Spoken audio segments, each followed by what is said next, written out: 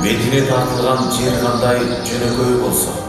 Залкар жазуучу Чыңгыз Айтматовдун Жамила повести музыканын 4 жанрын айкалыштыруу менен жаңыланып иштелип чыкты. Театралдаштырылган мюзиклга кыргыздын салттуу маданияты камтылган. Сахнадагы согуш жылдарындагы фронт талаасы чагылдырылып, андагы окуянын сүртүмдөрү башкы экрандагы сценография менен шөкөттөлгөн. Мунун баары бири-бири менен айкалышкан.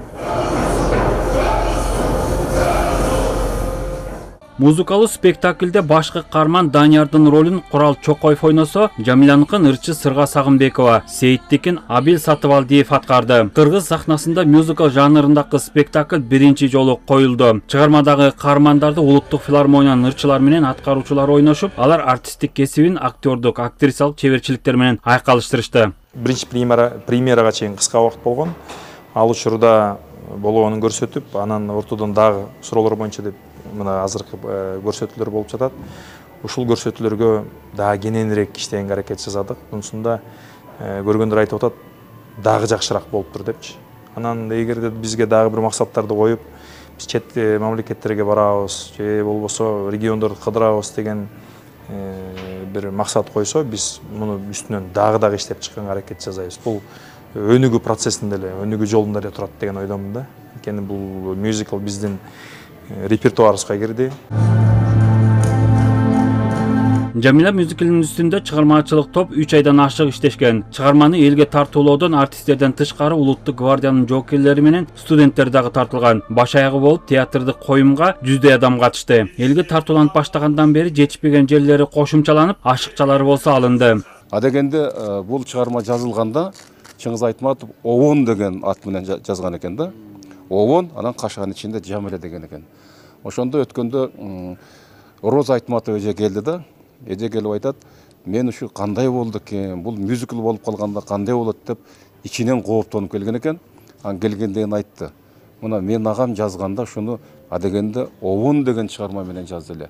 Мен бүгүн ошол Чикемдин Овон деген чыгармасын мына сахнада мюзикл жанрында көрдүм деди. Көрсө, бул жанрга да ылайык келет экен деп өзү абдан ыраазы болду да. Узунду кыскалоого кайраңдарсың. Издешпей тапсаңыздарбы? Мюзикл сахнага чыккандан бери 6 жолу коомчулукка сунушталды. Калк арасында чыгарма жогору бааланып жаткандыктан суранычтарды эске алуу менен чыгармачылык топ 3 күндөн бери музыкалуу спектакльди коюп жатышат. Акыркысы болуп кечээ министрлик кабинетинин мүчөлөрү менен аппараттын кызматкерлерине тартууланды. Алар менен кошо Минкап башчысы Акылбек Жапаров дагы күбө болду. Кубанычтуу болду, баардыгыбыз кубандык. Мындай бир баарыбыз жашарып, бир өзүбүзгө бир руханий күч алдык.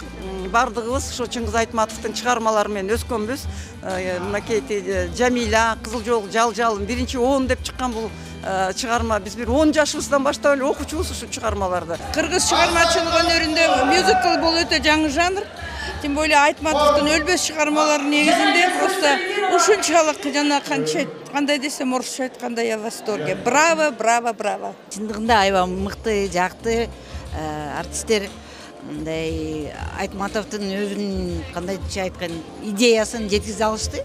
Жамила мюзиклине чет өлкөлөргө дагы коюп берүү боюнча суранычтар келип түшүүдө. Филармониянын жетекчилиги башкы режиссер өтүнүчтүн үстүндө иштеп жатканы белгилүү болду. Мюзиклде сүйүү жана анын күчү, адамдын татаал тагдырлары, алардын кайгылары, кубанычы баяндалат. Ошондой эле ата баланын мекенге болгон сүйүүсү, сый-урматы, душмандардан сактагандыгы, негизгиси ар улуттун элдерин жакындаткан достук мамиле чагылдырылган.